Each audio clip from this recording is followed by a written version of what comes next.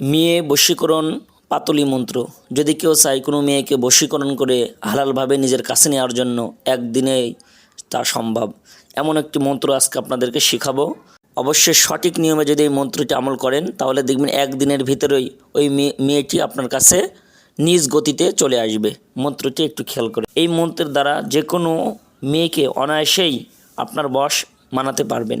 এই মন্ত্র পাতুরি মন্ত্র, যা সঠিকভাবে কাজ করতে পারলে 100% গ্যারান্টি কাজ হবে ইনশাল্লাহ। মেয়ে বশীকরণের পাতুরি মন্ত্রটি বিসমিল্লাহির রহমান রহিম। প্রথমে বিসমিল্লাহ পড়ে নেবেন, তারপরে দম দম দম মাদার, মানে 3 বার দম বলতে হবে। দম দম দম মাদার 29 হরফের 7 মিম হরফের কাঞ্জি তুষে অমুকের মন প্রাণ ঠুসে। অমুকের ওখানে ওই মেয়েটির নাম বলবেন। লাম ইয়া হাতের মুঠে অমুক আই ছুটে ফুটে, মানে অমুক জনের কথা বলবেন যাকে আনতে যাচ্ছেন অমুকের জায়গায়। ডানে আই অগ্রসত্যি প্রশান্তি হোক অমুকের মনটি, অমুকের জায়গায় ওই মেয়েটির নাম। বাক্যের দাপটে বাক্য লড়ে, বাক্য যদি লড়ে সরে দোহাই আল্লাহর কোরআন লড়ে, 7 জাহান্নামের আগুন পড়ে।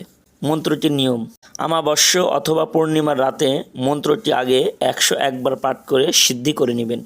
অর্থাৎ যে কোনো আমাবস্য বা পূর্ণিমার রাতে আগে একদিন 1001 বার, ভুল হয়েছে 101 না, 1001 বার পাঠ করে এই মন্ত্রটি যে সিদ্ধির নিয়ম এটা করে নেবেন। তারপর থেকে যে কোনো শনিবার অথবা মঙ্গলবার মন্ত্রটি 108 বার পাঠ করতে হবে। উত্তর দিকে মুখ করে বসবে। অর্থাৎ 1001 বার পাঠ করার পর থেকে তারপরে যে কোনো শনি অথবা মঙ্গলবার উত্তর দিকে মুখ করে 108 বার করে পাঠ করলেই ওই দিন কাজ হবে। সামনে মোমবাতি জ্বালাতে হবে, আগরবাতি জ্বালাতে হবে, গায়ে সুগন্ধি ব্যবহার করতে হবে। যে কোনো সুগন্ধি ব্যবহার করলেই হবে। মাত্র একদিন এই কাজ করলে ওই কাঙ্ক্ষিত মেয়ে আপনার বশীভূত হয়ে যাবে।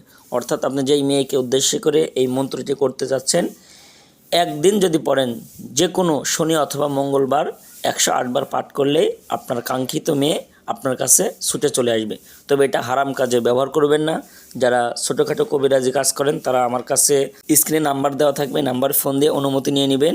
আর বাকি বাইরেও যদি কেউ করতে চাই অবশ্যই আমার থেকে অনুমতি নেবেন এবং বিস্তারিত আমাকে খুলে বলবেন। যদি শরীয়পন্থী হয় তাহলে আমি অনুমতি দিব, তাহলে এই মন্ত্রটি অবশ্যই কার্যকারী হবে।